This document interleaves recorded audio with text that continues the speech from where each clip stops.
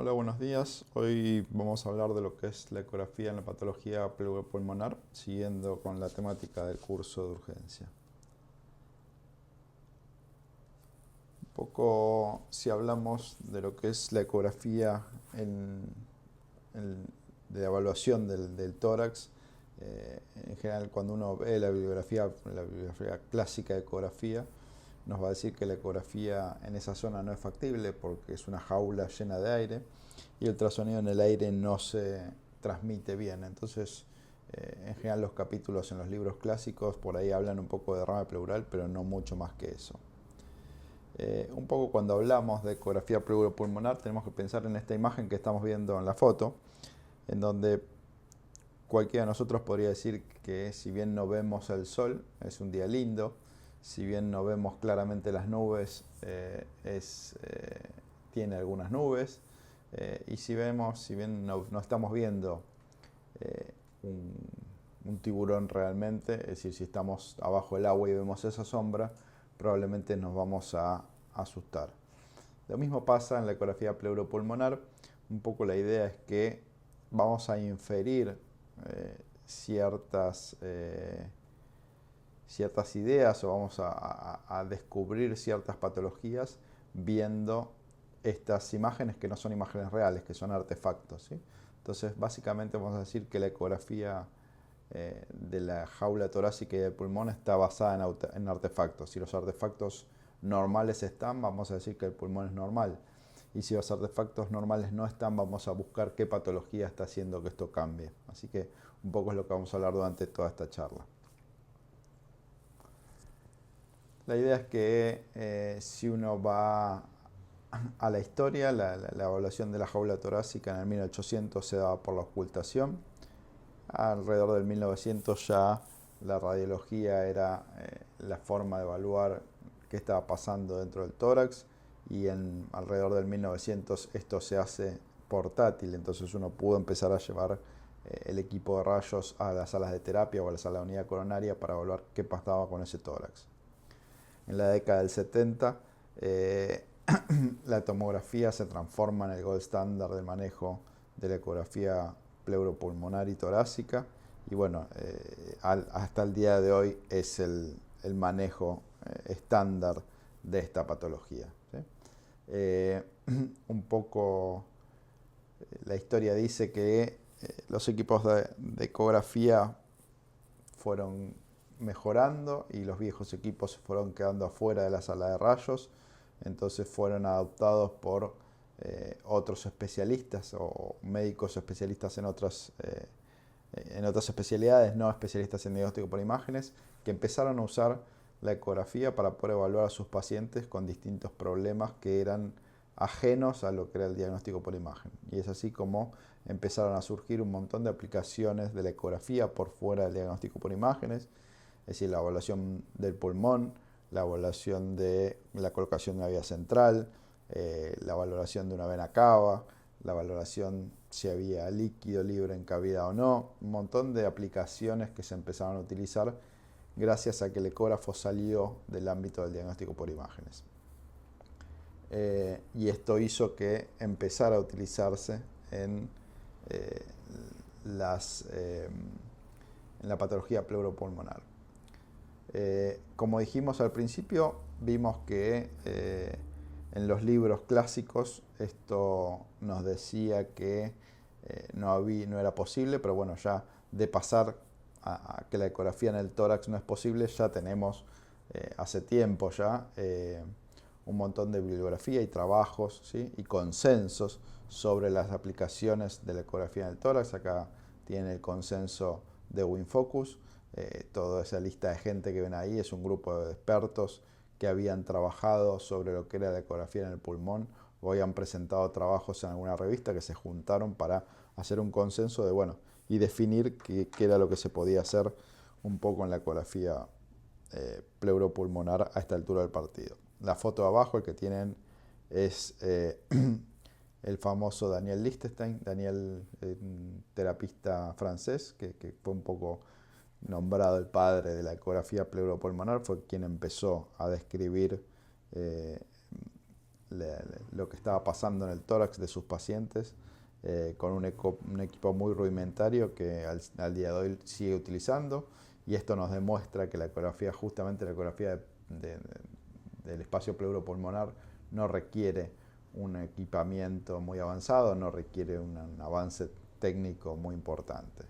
El segundo, la foto de arriba, es Giovanni Volpicelli, que es en este momento un poco quien dirige el Task Force de investigación sobre pulmón.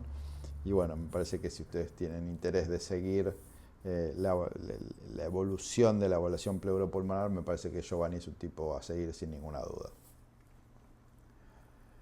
Muy bien, dicho esto, entonces resaltamos esta cuestión de que la ecografía pleuropulmonar está basada en artefactos, y un poco la idea de que, como ven en la foto, hay que pensar en el tórax como si fuera una botella cerrada, ¿sí? En esa botella cerrada tenemos agua y aire, y la interrelación de ese agua y aire van a hacer que, de acuerdo a si esa botella está parada o acostada, vamos a entender que el agua va a ir hacia abajo o hacia las zonas inferiores o posteriores, y después el aire va a ir hacia arriba, ¿sí? Entonces, de la relación entre el aire y el agua nos van a surgir estos artefactos, estos efectos, ¿sí?, que nos van a permitir identificar las distintas patologías. Pero entonces siempre hay que pensar en esa cuestión de la botella cerrada, esta unidad estanca, ¿sí?, que va a variar de acuerdo a cómo esté la relación entre el agua y el aire. Muy bien, entonces, como dijimos, la ecografía pleuropulmonar está basada en artefactos, ¿sí?, en fantasmas, como vemos en el dibujito. Esos fantasmas en general se entienden como errores, y hay que tener cuidado porque muchas veces los ecógrafos intentan borrar estos errores. Y entonces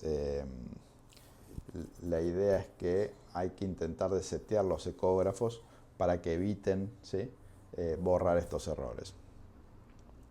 Lo mismo que marcamos antes, entonces dijimos el tórax es una región cerrada, el aire y el agua están en la interrelación, y vemos cómo, de acuerdo a la posición de la botella, el aire va a estar hacia cefálico, o hacia arriba, o hacia abajo.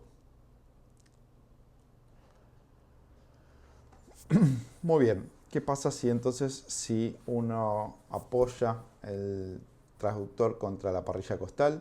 Básicamente vamos a obtener la imagen que estamos viendo en este momento, en donde, si yo estoy cortando transversalmente las costillas, veo cómo tengo las dos costillas, esas dos imágenes que dice R, son las dos costillas. Veo cómo la costilla se ve como una imagen ecogénica, con sombra acústica hacia atrás, lo mismo, ¿sí?, las dos costillas. Y vamos a ver que 1 centímetro por debajo de las costillas tengo una imagen hiperecogénica, que está dada por, es decir, muchas veces la respuesta está dada por la pleura, es decir, siempre es descrita con la línea pleural, y realmente no es que uno esté mirando la pleura, o bueno, podríamos decir que también podría ser que uno esté viendo la pleura, sino lo que estamos viendo es un gran cambio de impedancia acústica, ¿sí? El ultrasonido hace fuerza para atravesar piel, tejido celular subcutáneo y los músculos intercostales, y en el momento que llega al aire, ¿sí?, al aire contenido a nivel del tórax, deja de tener esa resistencia. Ese gran cambio de impedancia acústica nos da este efecto, ¿sí?, que después vamos a ver, que se llama reverberaciones, y es el efecto que nos va a dar esa línea bien hiperecogénica, ¿sí? Entonces, lo importante en esta imagen es esta idea que plantea Lichtenstein hace mucho tiempo, la idea de la imagen del murciélago, en donde las dos alitas estarían dadas por las costillas y la cabeza estaría dada por la zona donde está la flecha, la zona donde está el pulmón, que sería la cabeza del murciélago. Y un poco la idea esta es de identificar esas dos costillas para saber que lo que estamos evaluando, es decir, si yo identifico costilla, sé que lo que está por debajo de la costilla es el pulmón. Entonces, de esa manera estoy seguro que lo que estoy evaluando ante una urgencia, sobre todo, es el pulmón. Entonces, eso hay que tenerlo bien en cuenta siempre, ¿sí? Hay que fijarse que lo que estoy viendo sea costilla o sea pulmón. Tema 1, cuando entro a ver un tórax, tengo que identificar anatómicamente dónde está la costilla y dónde está el pulmón. Una vez que identifiqué costilla y pulmón, ahí puedo girar e ir a meterme en los espacios intercostales y evaluar mejor o más extensamente todo el pulmón. Muy bien, acá tenemos dos imágenes de costillas en donde vemos cómo las costillas se pueden ver de distinta manera, ¿sí? En la primera imagen veo la costilla que no está calcificada, veo la zona del cartílago costal que permite perfectamente pasar el ultrasonido hacia atrás y entonces yo atravieso, el ultrasonido atraviesa muy bien la costilla y puedo ver qué está pasando en el pulmón atrás, ¿sí? A diferencia de la segunda imagen donde vemos que la costilla está calcificada, ¿sí? Y entonces no voy a ver qué está pasando atrás. Entonces uno muchas veces puede aprovechar la zona del cartílago costal para poder ver qué es lo que está pasando atrás y si no, bueno, va a tener que ir a buscar el espacio intercostal para evitar la sombra de la costilla. En este video justamente lo que estoy haciendo es jugando a pararme sobre el pulmón o sobre la costilla, ¿sí?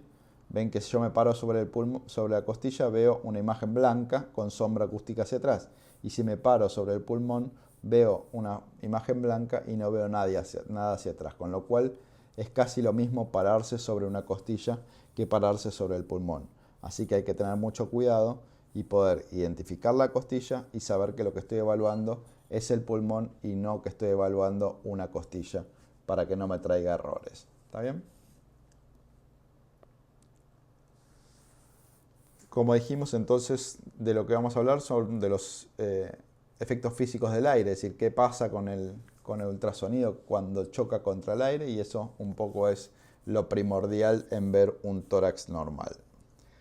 Lo que dijimos antes, lo que se genera cuando cuando el ultrasonido choca contra ese gran cambio de impedancia acústica, lo que genera es un rebote de ultrasonido hacia adelante y hacia atrás, ¿sí? Ese rebote que vemos que se genera cuando hay ese gran cambio de impedancia genera esta imagen de reverberaciones, ¿sí? Las reverberaciones son siempre iguales, como imágenes equidistantes, paralelas, de intensidad decreciente, ¿sí?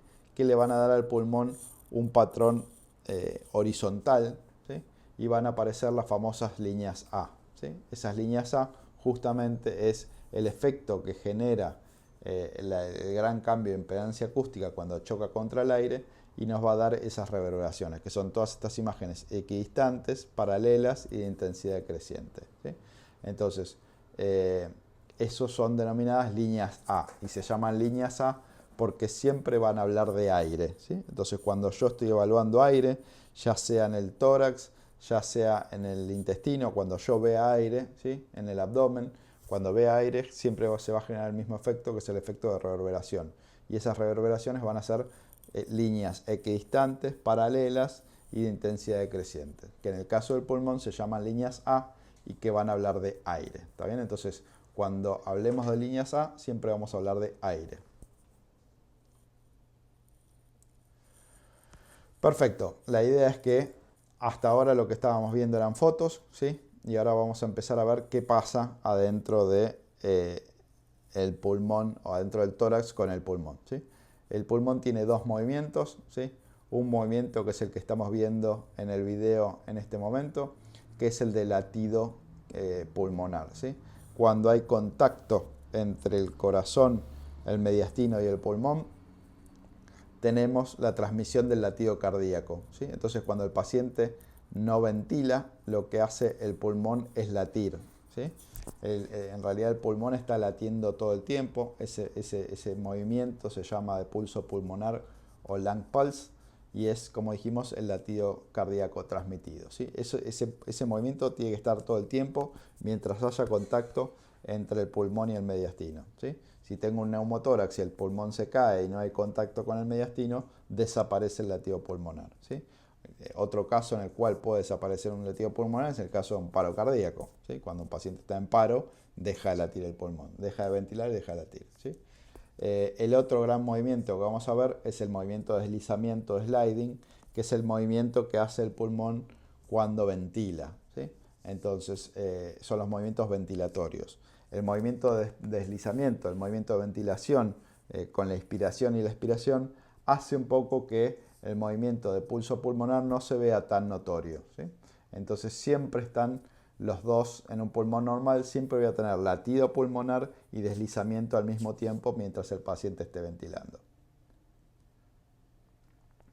Acá tenemos en los ejemplos de los dos. Si ustedes se fijan, el de arriba, que es el latido pulmonar, se nota cómo se mueve el latido, ¿sí? Con cómo se mueve el pulmón con el latido pulmonar, y no es que deslaza, no es que desplaza, no se desliza en ningún momento. Y en el de abajo vemos cómo cualquier imagen que esté sobre la superficie del pulmón uno la puede seguir en el deslizamiento pulmonar, ¿sí?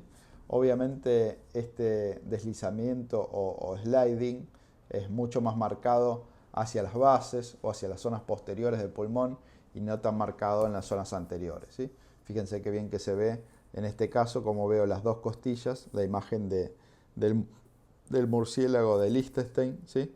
Y cómo se ve el deslizamiento del pulmón, ¿sí?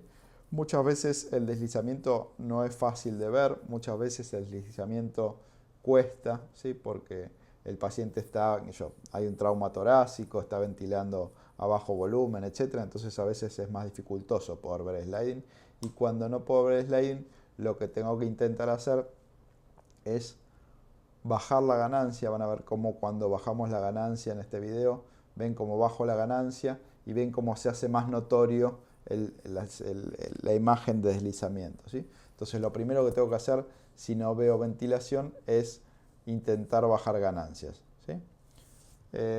El deslizamiento, la ventilación, también lo podemos ver a nivel de los diafragmas. Es decir, yo me paro en una ecografía con traductor convexo, ¿sí? A nivel de la línea axilar posterior, y veo el movimiento del diafragma, puedo ver cómo baja, ¿sí? Como con la ventilación el diafragma desciende y el pulmón, fíjense cómo baja la cortina de aire y me tapa la visualización ya sea del hígado del lado derecho o sea del vaso del lado izquierdo. Pero es lo mismo, la ventilación la puedo ver también por vía transabdominal sin ningún problema. Otra forma de evaluar movimiento, que es un recurso que vamos a tener siempre, es la valoración con modo M, ¿sí? Con el modo M yo puedo poner el modo M entre las dos costillas, como estamos viendo en la foto acá. Tengo una costilla de un lado, la costilla del otro, y el modo M atraviesa, ¿sí? La línea pleural. Entonces vamos a ver que cuando uno enciende el modo M y empieza la evaluación, lo que vamos a ver es que todos los tejidos superficiales no se mueven, y una vez que el ultrasonido choca contra la línea pleuropulmonar, ese patrón lineal que teníamos superficial se hace absolutamente heterogéneo. Esto me está significando que el pulmón se está moviendo, y eso me habla de que el pulmón está ventilando, ¿sí? Este patrón es el patrón descrito como cabecera de playa, o como el signo de la orilla, o como el signo del seashore en inglés, ¿sí? Un poco la idea es esta cuestión de el patrón homogéneo lineal arriba y heterogéneo abajo, se hace ver como el agua llegando a la orilla en la playa, ¿sí? Entonces esto me demuestra movimiento, y esto me demuestra que ese paciente está ventilando. Lo mismo, ¿sí? Fíjense cómo lo vemos en dinámico, tenemos las dos costillas, la barra del modo M viene en la línea pleuropulmonar, y vemos como toda la parte superficial tiene un patrón lineal y todo lo que es el plano profundo se ve con un patrón absolutamente heterogéneo.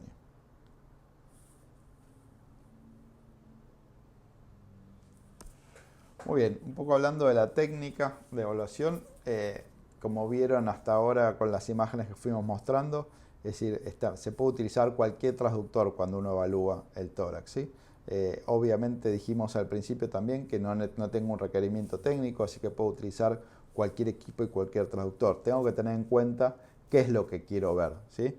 Obviamente si yo quiero ver algo en superficie, lo lógico es utilizar un traductor lineal, pero muchas veces cuando estoy buscando patología y esa patología está en un plano bien profundo, voy a tener que ir directamente a utilizar traductores de baja frecuencia, ¿sí? Para poder evaluar qué es lo que está en profundidad. Entonces van a ver que durante algunas partes de la charla vamos a decir que sugerimos o lo ideal es utilizar tal o cual transductor. ¿Por qué? Porque me permite ver una cosa, me permite ver otra, ¿sí? Entonces, ¿se puede usar cualquier cosa? Sí, se puede usar cualquier cosa, pero por ahí hay ciertos momentos donde quiero ver o más superficial o más profundo y es preferible usar un traductor u otro. ¿Cómo son las vías de abordaje? Bueno, un abordaje se puede hacer por, dijimos, colocar el transductor en la zona de la línea axilar posterior y ver qué está pasando del diafragma hacia arriba, y esa es una primera evaluación de lo que está pasando en el tórax, o poder evaluar diafragma, poder evaluar movimiento pulmonar, descenso de la columna de aire, o si no, vamos a poder ir a hacer una evaluación por vía intercostal, que sería una evaluación más precisa del tórax. Hay múltiples formas de dividir el tórax.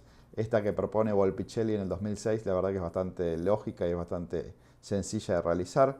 Es lo que divide el tórax en 4 cuadrantes. Un poco la idea es de dividir el tórax en 4 cuadrantes como para definir a dónde voy a ir a buscar ciertas patologías. Divide en 1, 2, 3 y 4, y esto está dividido por la línea paraesternal, la línea axilar anterior y la línea axilar posterior.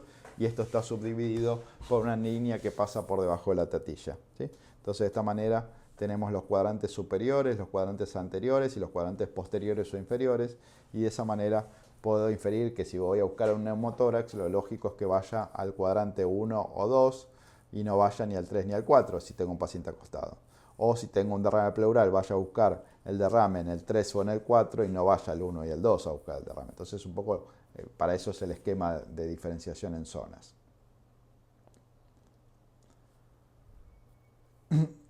Fíjense, en esta imagen estamos viendo dos costillas y vemos la línea pulmonar, ¿sí? Entonces, costilla, costilla, pulmón. Pero en esta imagen lo que estoy viendo es costilla, pulmón, y lo que veo arriba es aire, pero que ya no está dentro del tórax. Entonces, esto que estoy viendo, ¿sí?, es el plano, ¿sí? Esto es la costilla, esto es el pulmón, y esto es aire por afuera. Esto es un enfisema subcutáneo, ¿sí? Cuando hay una ruptura costal, muchas veces tenemos que esa costilla perfora un poco la pleura y hace que el aire dentro del pulmón salga al espacio del tejido solar subcutáneo, y acá empieza el problema porque el aire libre en el solar subcutáneo se va a ver con una imagen hiperecogénica que está por afuera del plano de la línea pulmonar y que no se mueve. Entonces, eso es lo que vamos a entender como enfisema subcutáneo. No nos va a permitir evaluar qué es lo que pasa atrás, ¿sí? Y nos vamos a quedar con las dudas. Entonces, siempre que uno vea aire o vea una imagen hiperecogénica en planos superficiales, lo que tiene que hacer es lo que dijimos antes. Siempre uno debe identificar la costilla. Una vez que identifique la costilla, tengo que buscar la línea del pulmón por debajo, y de esta manera yo ya sé que es costilla, ya que sé que es pulmón, y si veo líneas aéreas por encima de la línea pleuropulmonar, lo que estoy viendo es aire afuera del pulmón. Esto es un aire que está quieto, no tiene ningún tipo de movimiento, no ventila, no late, ¿sí? Y entonces es lo que hay que tener en cuenta como enfisema subcutáneo. Volvemos a repetir, acá vemos cómo se ve un pulmón normal, en donde vemos la costilla, vemos la línea pleural, vemos las líneas A, ¿sí? Ese patrón horizontal que nos habla de aire, de un pulmón ventilado y un pulmón normal, ¿sí? Entonces veo que tiene líneas A, veo que tiene sliding, no veo nada hacia atrás, es como dicen los americanos, no news es good news, y de esa manera yo sé que ese pulmón es un pulmón normal y está ventilando perfectamente. Entonces, a veces lo más difícil es decir que estoy viendo un pulmón normal, ¿sí?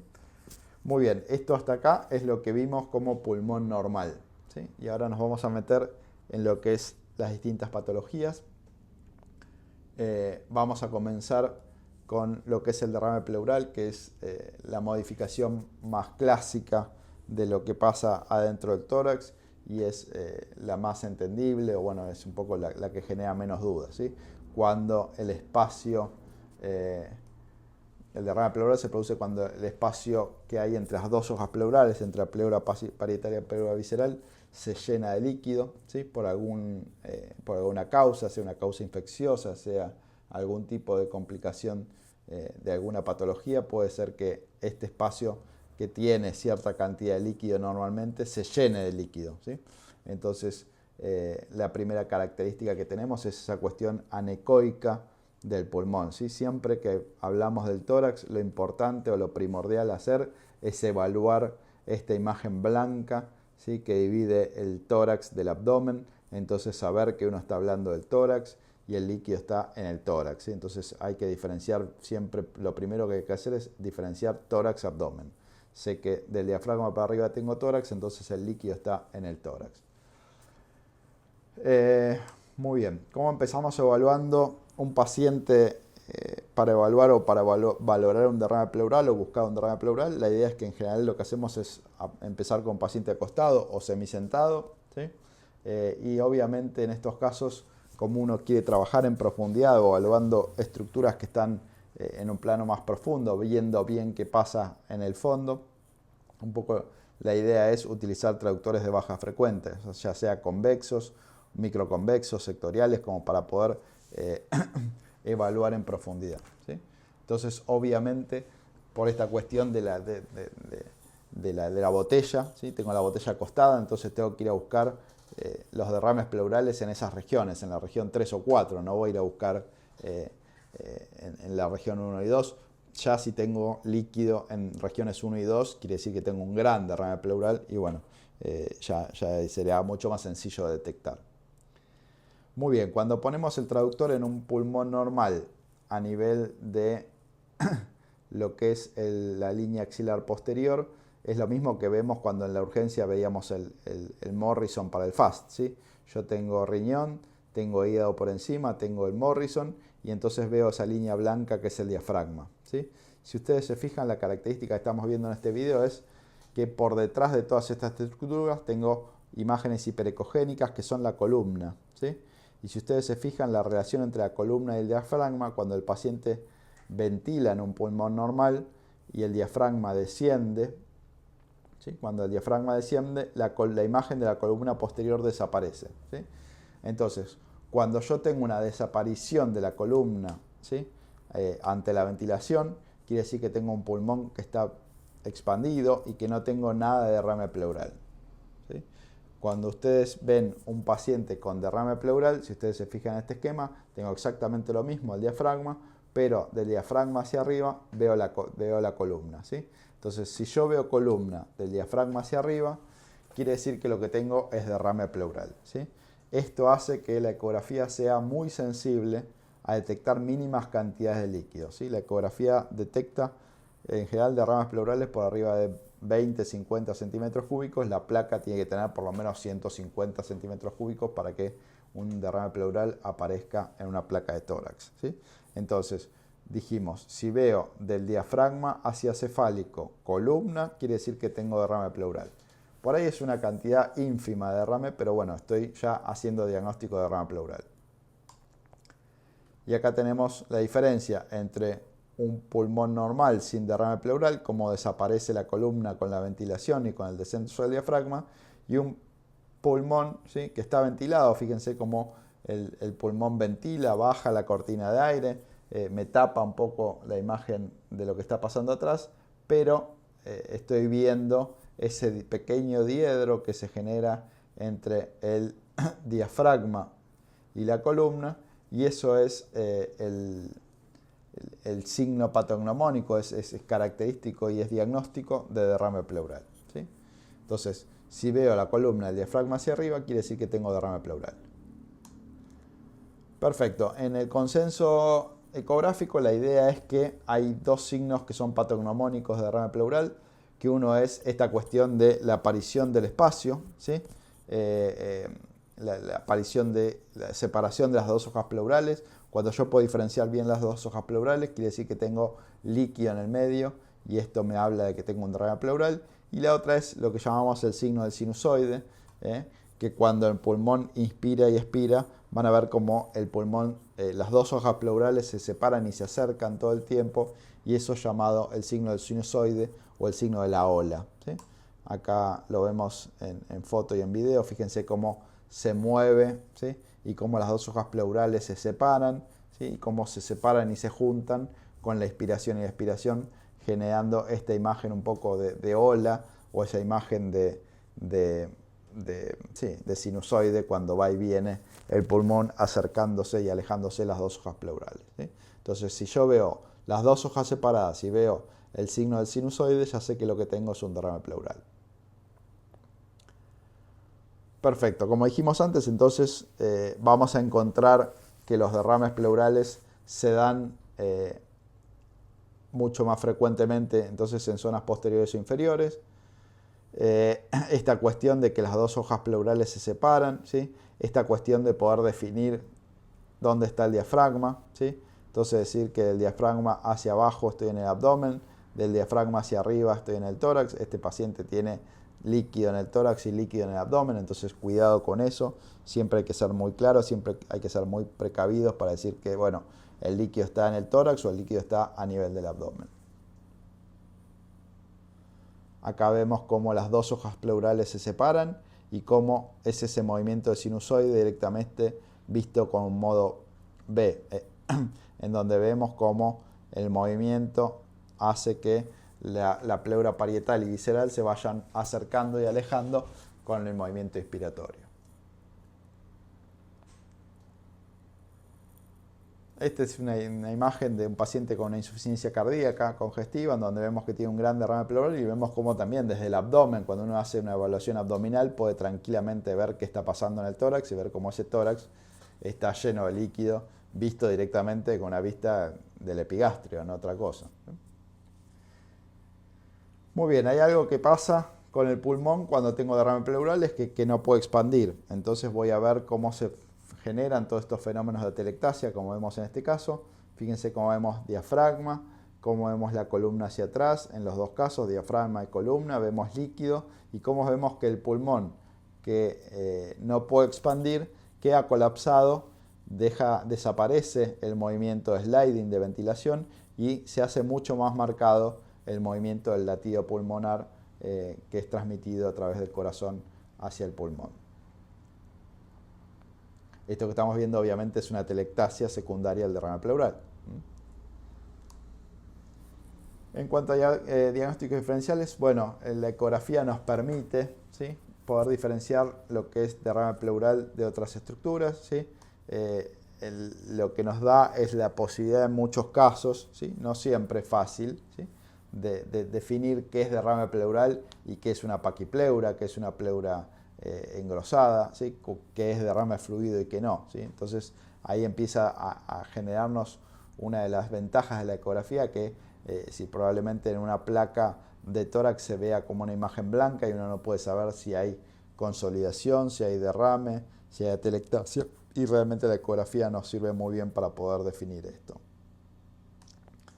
Lo otro es que a veces tenemos que los derrames van a ser tabicados, particulados, y eso nos está orientando a lo que estamos pensando en que lo que ya tengo no es un simple trasudado, sino que ya estoy viendo un exudado, ¿sí? Entonces siempre que vea partículas, tabiques o fibrinas, tengo que pensar en que lo que estoy viendo es un exudado, ¿sí? Fíjense que abajo, ¿sí?, tengo todo el muñón de pulmón totalmente atelectasiado, y arriba tengo esa imagen que baila, ¿sí?, que baila, no es una atelectasia, sino que estoy viendo es un tabique, ¿sí?, flotando en el líquido libre. Entonces, un poco una de las primeras preguntas que nos permite hacernos la ecografía es si realmente estoy viendo un trasudado o un exudado. La idea es que ninguno que vea partículas, tabiques o fibrinas va a dudar de lo que está viendo es un exudado, pero ninguno viendo un líquido absolutamente anecoico podría asegurarnos que esto es un trasudado, ¿sí? Entonces ahí hay que colocar una aguja, tomar una muestra y hacer los criterios de Light como para poder definir si es un trasudado o un exudado, ¿sí? Entonces la definición la va a tener la aguja y la evaluación del líquido. Entonces volvemos al consenso, y en el consenso vemos que la ecografía es muy precisa, es mucho más precisa que la radiología para hacer el diagnóstico de derrame pleural, y es tan precisa como la tomografía para poder hacerlo, ¿sí? Entonces, un poco en comparación, la ecografía nos permite detectar derrames ocultos, puede detectar a partir de 20 centímetros cúbicos, y la placa de pie a partir de los 100-150 centímetros cúbicos, ¿sí? Fíjense dos ejemplos en donde veíamos lo que decíamos antes, ¿sí? Esta cuestión de dos imágenes pulmonares blancas en los campos pulmonares derechos, en donde no podemos definir qué es lo que está pasando en ese campo pulmonar, y la ecografía nos permite decir en el primer caso que era un gran derrame pleural y en el segundo caso que era una gran neumonía con algo de derrame pero tampoco tanto. Entonces nos permite la ecografía definir si tengo mucho derrame que me está generando una placa blanca o tengo parte de consolidación y parte de derrame, ¿sí?, que también nos está generando una placa blanca. La otra pregunta que siempre nos hacen es la estimación de volumen, es decir, cuánto líquido hay en ese tórax. Realmente no es algo que sea sencillo de evaluar.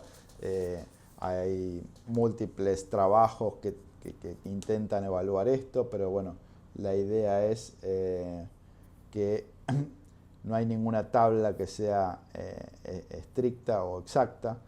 Acá lo que ven es la tabla de Eibenberg, que es una forma de la cuantificación, que es bastante errónea, en donde él lo que hacía era sentar a los pacientes, evaluarlos desde atrás y ver cuánta separación tenía entre las dos hojas pleurales, y de acuerdo a eso marcaba el grosor de la separación en milímetros, 0, 5, 10, 15, 20, 30 milímetros, y de acuerdo a eso le iba a poner un rango de volumen. Y van a ver que los rangos eran bastante imprecisos, porque para 20 milímetros teníamos entre 150 y 700 centímetros cúbicos. Es bastante variable el volumen, ¿sí? Un poco la idea o la forma más clásica de evaluar tampoco es la más exacta. La idea es que uno lo que puede hacer es sentar al paciente o intentar de ponerlo lo más supino posible, buscar el bolsillo con mayor diferencia, intentar hacerlo en el modo M por esta cuestión de el signo del sinusoide que habíamos hablado, de que las dos hojas pulmonares se acercan o se alejan. Entonces intentar de agarrar la mayor separación, y cuando tengo la más separación medirlo y eso multiplicarlo por 20, y de esa manera en centímetros multiplicado por 20 o en milímetros multiplicado por 200, y la idea es que por cada centímetro vamos a tener 200 centímetros cúbicos de líquido, ¿sí? Sepan que cuando tengo más de 5 centímetros de separación, es decir, cuando tengo más de 1000 mililitros dentro del tórax, ya la medición se empieza a dar mucho error. Entonces ahí uno debería empezar a pensar en decir que es un derrame severo y quedarse ahí, ¿sí? Acá tienen el ejemplo de una imagen, cómo uno puede medir, ¿sí? Fíjense cómo veo en el modo M, cómo esas dos hojas pleurales se separan, y agarro en el valle, en la separación máxima, mido esa separación, que es más o menos de 1 centímetro, entonces por cada centímetro de separación voy a tener 200 centímetros cúbicos de líquido. Es una forma de poder estimar. Siempre la recomendación es la misma, intentar decir que tengo un derrame leve, moderado o severo. Intenten de no ir demasiado por otra cosa, ¿sí? Porque después es donde uno se empieza a meter en problemas. Entonces, un poco como conclusión dijimos que los signos primordiales del derrame pleural era la separación de las hojas pleurales y el signo del sinusoide. Cuando tengo presencia de ecos o tabiques, estoy indicando que tengo un exudado o una hemorragia. La ecografía es más sensible que la radiología para poder hacer un diagnóstico de derrame pleural, y tan sensible como la tomografía. Y la idea es que cuando tengo una imagen radioopaca, me permite la ecografía diferenciar derrame de consolidación o de atelectasia. De esta manera puedo hacer un diagnóstico más preciso de lo que está pasando a nivel de ese tórax. Muy bien, entonces, ¿por qué usaríamos como conclusión la ecografía en el derrame? La idea es que dijimos que detecta muy eficazmente derrame pleural, porque podemos detectar pequeñas cantidades, ¿sí? Valoramos volúmenes, podemos decir más o menos esta relación de por cada centímetro son 200 centímetros cúbicos, entonces uno puede valorar en leve, moderado y severo. Me sirve para tipificar el derrame, me sirve para decir tengo tabiques, ojo porque no te va a alcanzar con colocar un tubo de tórax, tengo fibrina, ojo porque no te va a alcanzar, o puedo poner el tubo y ver qué pasa después. Y la verdad que a esta altura del partido, es decir, hacer una punción o acceder a un tórax sin una guía de imágenes, o aunque sea una guía ecográfica, la verdad que no es que está perimido, pero uno la verdad que se queda mucho más tranquilo cuando ve dónde la aguja está llegando, ve cuánto líquido está drenando, ve si ya no quedó más líquido y me quedo tranquilo y puedo sacar la aguja sin problema. Así que bueno, esto es con respecto a derrame pleural. Lo siguiente que vamos a hablar son las consolidaciones. Vamos a comenzar hablando de las neumonías, ¿sí? Acá lo que pasa en la neumonía es que el aire, es decir, que si uno piensa al pulmón como si fuera una esponja, esa esponja que antes tenía todos los globitos llenos de aire, ahora por fenómenos infecciosos, inflamatorios, los globitos, que son los alvéolos, están llenos de líquido, ¿sí? Entonces, esa esponja que antes estaba llena de aire y que no me dejaba ver nada, ahora está llena de agua y transmite muy bien ultrasonido, ¿sí? Entonces, lo que pasa en la neumonía es que, como habíamos visto, el alvéolo se llena de líquido, ¿sí? Y transmite muy bien el ultrasonido. Obviamente, esto hace que se vea muy bien, que la transmisión de ultrasonido sea muy buena y vemos ese patrón absolutamente ecogénico con algunas manchitas adentro blancas, que sería el aire que está mantenido en los alvéolos, ¿sí? Entonces lo que estamos viendo básicamente es lo que veíamos en patología, es esta transformación. Si ustedes se fijan, veo el hígado abajo, veo el diafragma y veo del diafragma para arriba exactamente lo mismo que el diafragma para abajo. Y esto es lo que se llama la hepatización del pulmón, ¿sí? El hígado se transforma, el pulmón se transforma en un hígado y transmite muy bien el ultrasonido. Es exactamente lo mismo que veíamos en patología, ¿sí? Se solidifica y se transforma en un hígado. Entonces dijimos que vemos ese patrón pulmonar y vemos ese patrón hepático, ese patrón hipoecoico, y vemos cómo tiene pequeñas marchas blancas hiperecogénicas que tienen que ver con el aire, ¿sí? Que está intentando entrar por los bronquios o los bronquiolos, intentando llegar hacia los alvéolos, pero que no es efectivo, no logra ventilar esa zona, ¿sí? Entonces eso es lo que pasa, vemos esa cuestión del broncograma aéreo, ¿sí? Tiene bordes, las neumonías tienen bordes irregulares, están rodeadas de pulmón sano, ¿sí? Y vamos a ver que cuando hay un derrame pleural, ahí el borde de neumonía por ahí se hace un poco más neto, ¿sí? Acá están viendo cómo se ve el broncograma aéreo, cómo el aire que se mueve intenta llegar hacia la zona de los alvéolos, intenta hacer un aire funcionante, pero no lo logra. Fíjense cómo se mueve con la inspiración y la expiración, pero bueno, está todo el pulmón absolutamente hepatizado, consolidado, con el aire intentando llegar. Esto es lo que llamamos un broncograma aerodinámico, ¿sí? Ahí ven cómo se ve el aire intentando pasar paralelamente a lo que son los vasos pulmonares, ¿sí? Cuando tengo una consolidación, me permite ver, así como no llega el aire al pulmón, me permite ver los vasos muy bien, porque esa hepatización hace que el ultrasonido pase muy bien. En este caso, la técnica la vamos a utilizar, es decir, podemos utilizar los dos transductores, ¿sí? Depende de lo que queramos valorar. Si queremos valorar algo que esté cerca, vamos a poder utilizar traductores lineal para tener una buena imagen de la consolidación o de lo que está pasando, pero es importante que siempre se utilice un traductor convexo o microconvexo o sectorial de baja frecuencia para poder evaluar qué está pasando en profundidad, porque muchas veces nos quedamos con lo que pasa en superficie y no vemos lo que pasa en profundidad, ¿sí? Acá tienen un ejemplo de ver dos neumonías, una con un traductor lineal donde se ve muy lindo, se ve muy bien establecido, y la otra con el traductor convexo que nos permite ver qué está pasando más en profundidad. Fíjense cómo esa consolidación, esa porción consolidada del pulmón está rodeada de pulmón sano, ventilado, ¿sí? Que hace que los bordes no sean netos, que sean bastante irregulares, ¿sí? Eso es lo que decíamos de bordes irregulares de la neumonía. Otra neumonía, fíjense cómo en cierto momento parece algo muy superficial, muy cercano, pero cuando uno mueve el traductor podemos ver que llega a planos mucho más profundos, ¿sí? Como vemos esa consolidación rodeada de pulmón sano y que le da ese borde bien irregular. Varios ejemplos: consolidaciones subpleurales, pequeñas neumonías con derrame, neumonías más grandes o más chicas, ¿sí? Pocos son ejemplos de neumonía vistas por ecografía. Entonces, de acuerdo al consenso, la ecografía pulmonar sirve y es muy buena para la detección de consolidaciones pulmonares en cualquier caso, en cualquier paciente, y nos permite, es decir, es muy buena y se debe utilizar en los pacientes en los cuales están internados, no se pueden movilizar, y yo quiero diferenciar otras causas de disnea, como puede ser una embolia pulmonar, una atelectasia, etc. ¿Sí? Obviamente en pacientes con ARM es mucho más sensible que la radiografía porque me permite diferenciar derrame de consolidación, ¿sí? Y me permite también ver si hay, intentar buscar, ¿sí? Este tipo de patologías. Como dijimos, en el caso de las neumonías, es decir, el ultrasonido transmite muy bien.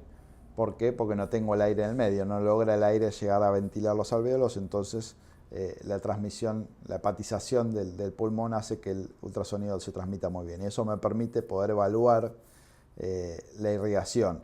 ¿Por qué es importante? Es importante saber que una zona que no está ventilada sí está irrigada, ¿sí? Si yo tengo que la zona no ventilada está irrigada, probablemente los antibióticos, todas las funciones lleguen mejor. Si yo tengo una zona que no está ventilada y tampoco está irrigada, probablemente tenga mucho peor pronóstico, ¿sí? Simple y sencillamente lo único que hacemos es colocar el cajón de Doppler color y ver si esa zona tiene señal Doppler o no, ¿sí? Fíjense cómo se ve la señal Doppler ahí, en este caso, una paciente con neumonía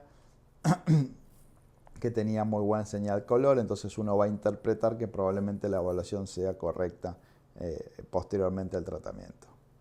Otro ejemplo de lo mismo, ¿sí? Como vemos, ¿sí? Que tiene buena señal, si bien tenía derrame pleural, la señal en el pulmón era buena y realmente la evaluación de esta paciente con el tratamiento antibiótico fue bárbara. Entonces, la ecografía no solo nos permite hacer el diagnóstico de una neumonía, sino nos permite hacer monitoreo y seguimiento de complicaciones. Entonces, por ejemplo, acá vemos dos casos de neumonía sin derrame, es decir, pacientes con neumonía que uno puede valorar cuánto es la extensión de esa neumonía, por qué zonas se extienden y si con el tratamiento fue mejorando o no fue mejorando, ¿sí?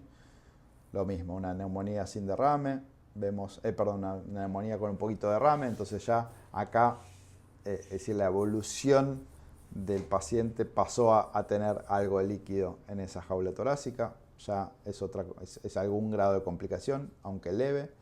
Entonces tenemos la plaquita, tenemos la neumonía y tenemos el Doppler, ¿sí? Nos quedamos tranquilos que este paciente probablemente ande bien con el tratamiento antibiótico.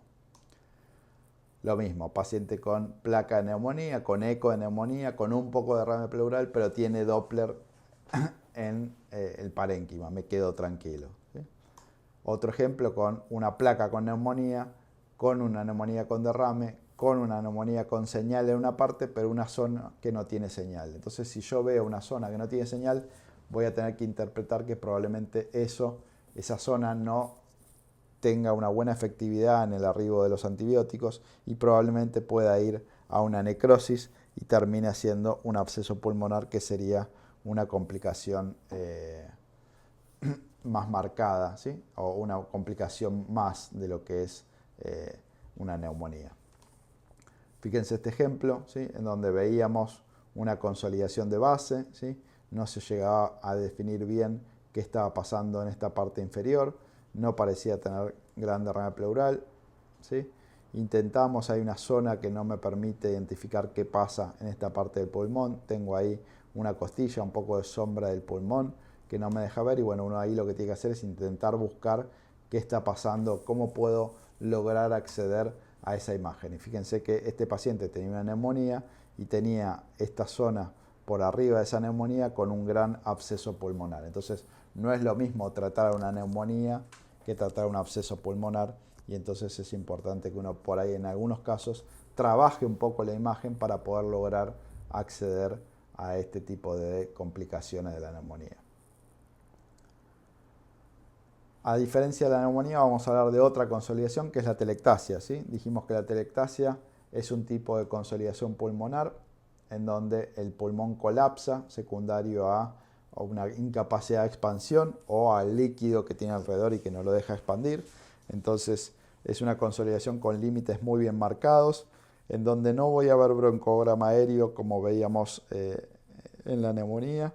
En general esa atelectasia va a estar rodeada de derrame pleural y vamos a ver que lo que la caracteriza de sobremanera es el movimiento ese del latido pulmonar. Es decir, la atelectasia siempre tiene ese signo del latido que es muy marcado y tiene la ausencia de deslizamiento con la ventilación pulmonar.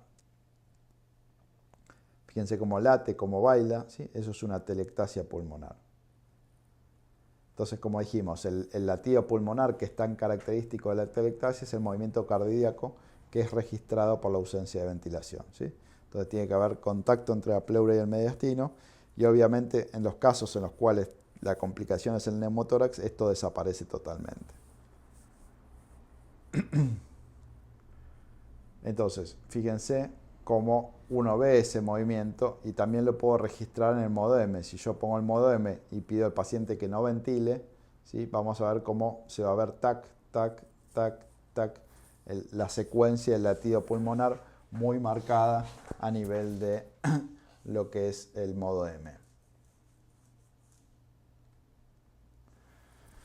Muy bien, un poco para diferenciar lo que es una neumonía de atelectasia. En general las neumonías son irregulares, con broncograma aéreo, con un sliding presente. Si bien no es muy marcado, van a tener sliding y pueden o no tener derrame de acuerdo a estén complicadas o no. En cambio la atelectasia es una consolidación pulmonar con un borde muy neto, muy marcado. No voy a tener broncograma aéreo, voy a tener un pulso pulmonar muy marcado y no voy a tener nada de sliding. Y lo más frecuente es que estén rodeadas por derrame pleural alrededor.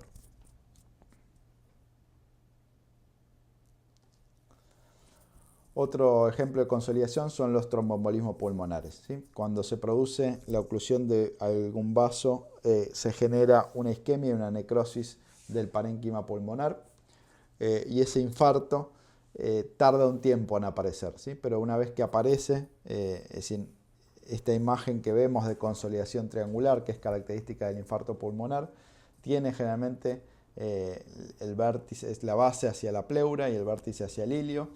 Se ve con esa imagen triangular como estamos viendo en este momento.